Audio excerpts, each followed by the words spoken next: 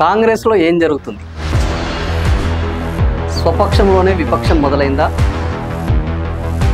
ఎమ్మెల్యేలు అంతర్మదనం చెందుతున్నారా? ముఖ్యమంత్రి రేవంత్ రెడ్డి మీద కారాలు మిరియాలు నూరుతున్నారా? అసలు కాంగ్రెస్ పరిస్థితి మాట్లాడుకుందాం.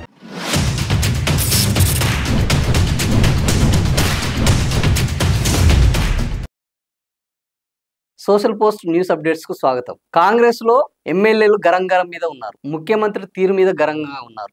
కారణం, కాంగ్రెస్ లో ఉన్న నాయకులకు భద్రత లేదు. ఇటీవ బోనాలకు Sri Ganesh MLA, cantonment MLA మీద దాడి జరిగింది. ఒక అధికార పార్టీలో దాడి జరిగితే ఇప్పటి వరకు నిందితుల్ని కనిపెట్టిన దాఖలా లేదు. ఆయన కేసు నమోదు చేస్తే ఇంతకు ఆ నిందితులు ఎవరు, ఎందుకు దాడి చేశారు, ఎమ్మెల్యే మీదనే ఇలా దాడి చేస్తే ఇంకా మిగతా సామాన్యుల పరిస్థితి ఏంటి అన్న ప్రశ్న ఇప్పుడు కొత్తగా లేవనెత్తుతున్నారు. కాంగ్రెస్ పాలనలో శాంతి భద్రతలు దారుణంగా మారాయనడానికి ఎమ్మెల్యే శ్రీ గణేష్ మీద దాడి ఒక ప్రత్యక్ష ఉదాహరణ. అది అంతటితోటి అయిపోలేదు. ఇటీవల కాంగ్రెస్ మెదక్ ఎస్సీ సెల్ కార్యదర్శి అనిల్ కుమార్ ఏకంగా హత్యకు గురయ్యారు. ఆయన కాంగ్రెస్ పార్టీ సమావేశానికి హైదరాబాద్ లో అటెండ్ అయి తిరిగి మెదక్ వెళ్తున్న సందర్భంలో హత్యకు గురి కావడం సంచలనంగా మారింది. ఈ హత్య వెనుక ఉన్నది ఎవరు అనేది అనేక అనుమానాలు ఉన్నాయి. రాయలసీమకు చెందిన ఒక ఎమ్మెల్యే మనవడు ఉన్నారు, ఆయన బెంజ్ కారు ఈయన వాడుతున్నారు, వివాదాలు ఉన్నాయి అని చెప్పారు. కానీ ఇంతవరకు దాని మీద అతిగతి లేదు. పెద్దల హస్తం దీని వెనుక తీవ్రంగా ఉన్నది. ఒక ఎస్సీసీఎల్ నాయకుడు చనిపోతే కనీసం నిందితులు ఎవరో గుర్తించే పరిస్థితిలో ఈ రోజు రాష్ట్రంలో కాంగ్రెస్ ప్రభుత్వం లేదు అని తీవ్ర నిరసన విమర్శలు వ్యక్తమవుతున్నాయి. దీని తర్వాత ఇటీవల తీన్మార్ మల్లన్న మీద కూడా దాడి జరిగింది. ఆయన కాంగ్రెస్ బీఫామ్ మీద గెలిచారు, కాంగ్రెస్ నాయకుడిగా చెప్పుకున్నారు. ఆ తర్వాత కాంగ్రెస్ పార్టీ మీద ధిక్కారం మొదలు పెట్టారు. దాంతో ఆయనను సస్పెండ్ చేశారు. అయినప్పటికీ ఇప్పటికీ ఎమ్మెల్సీగా కొనసాగుతున్నారు అంటే ఆయన కాంగ్రెస్ ఎమ్మెల్సీగానే భావించాల్సి ఉంటుంది. సో కాంగ్రెస్ ఎమ్మెల్సీ మీద కూడా జరిగింది.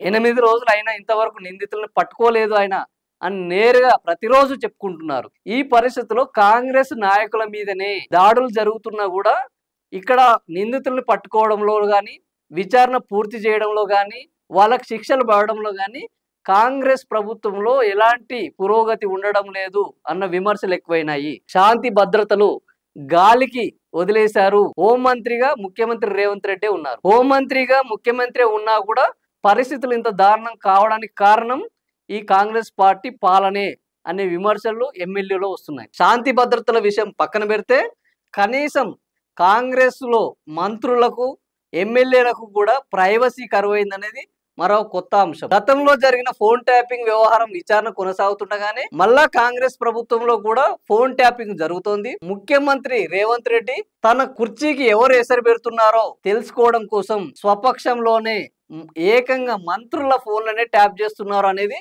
ఇప్పుడు ఒక ప్రధాన అంశంగా కాంగ్రెస్ పార్టీలో తీవ్ర చర్చగా కొనసాగుతున్నది. మరి నిజంగానే కాంగ్రెస్ లో ఈ కల్చర్ చాలా ఎక్కువగా ఉంటుంది. ప్రతి ఒక్కరూ ముఖ్యమంత్రి కావాలనుకుంటారు, ప్రతి ఒక్కరు మంత్రి కావాలనుకుంటున్నారు. అదే విధంగా ఈ మధ్య ముఖ్యమంత్రి రేవంత్ రెడ్డికి అధిష్టానం దగ్గర అపాయింట్మెంట్ దొరకడం లేదు అనేది విపరీతమైన ప్రచారం జరుగుతుంది.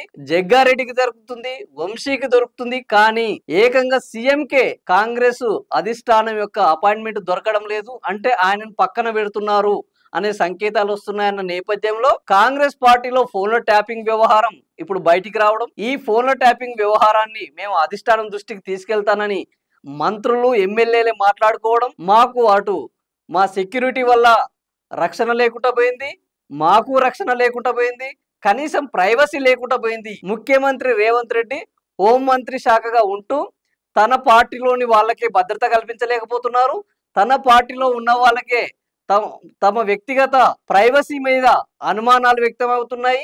వాళ్ళు చివరికి అది ఫిర్యాదు వరకు తీసుకెళ్లే పరిస్థితి వచ్చింది. ఈ నేపథ్యంలో రాష్ట్రంలో శాంతి భద్రతలు తప్పుదారి పడుతున్నాయి, శాంతి భద్రతలు దారుణంగా మారాయి అన్న చర్చ ఈరోజు కాంగ్రెస్ లో మారడం అనేది నిజంగా ఈ ప్రభుత్వంలో ఈ పాలన ఒక ప్రశ్నార్థకంగా కాంగ్రెస్ పార్టీలోనే ఉండడం అనేది ఈరోజు బీఆర్ఎస్ పార్టీకి బీజేపీ పార్టీకి ఒక అంది వచ్చిన అస్త్రంగా మారింది. సాధారణంగా ప్రతిపక్షాలు ఈ విమర్శలు చేయాలి, కానీ ఇక్కడ విపక్షాల కంటే స్వపక్షం నుంచెల్లే ఒక అసంతృప్తి, అసహనము, వాళ్ళ మీద విమర్శలు రావడం, వ్యతిరేకత రావడం అనేది 20 నెలల పాలనలో రేవంత్ రెడ్డి చేస్తున్న శాంతి భద్రతల నిర్వాహకానికి ఇది ఒక ప్రత్యక్ష నిదర్శనంగా భావించవచ్చు.